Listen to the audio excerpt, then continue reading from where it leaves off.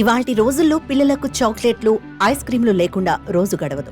అవి నిత్యావసరాలుగా వాళ్లకు మారిపోయాయి. వాటిని తినేసి ఆ చాక్లెట్ కవర్లను ఎక్కడ పడితే అక్కడ పారేయడం మన దేశంలో మామూలే.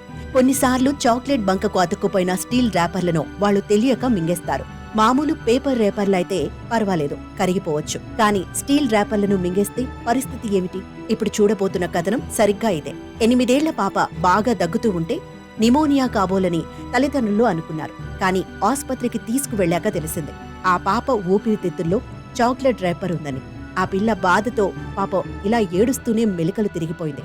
ఊపిరితిత్తుల్లో నొప్పి అలాంటిది. ఢిల్లీకి చెందిన 8 ఏళ్ల పరి సోలంకి అనే పాపకు 2 వారాల క్రితం దగ్గు మొదలైంది. తల్లిదండ్రులు నిమోనియాని అనుమానించారు. దగ్గు ఎంతకీ తగ్గకపోగా పాప ఊపిరి తీసుకోవడంలో ఇబ్బంది మొదలైంది. దాంతో కంగారు పడిన పరి తల్లిదండ్రులు ఆమెను దగ్గరలోని ఒక ప్రైవేట్ ఆసుపత్రికి తీసుకెళ్లారు. మొదట డాక్టర్లకు కూడా ఏమీ పాలుపోలేదు.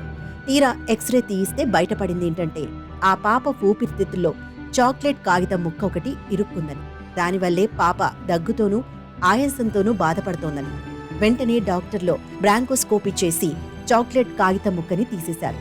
మరికొన్ని రోజులు ఆలస్యమై ఉంటే ఊపిరితిత్తులు ఇన్ఫెక్షన్తో దెబ్బతినేవని, అప్పుడు ఊపిరితిత్తుల్లో కొంత భాగాన్ని తొలగించవలసి వచ్చేదని డాక్టర్లు చెప్పారు. కాబట్టి పిల్లలకు చాక్లెట్లు ఇచ్చేటప్పుడు ర్యాపర్ తీసేసి ఇవ్వడం మంచిది.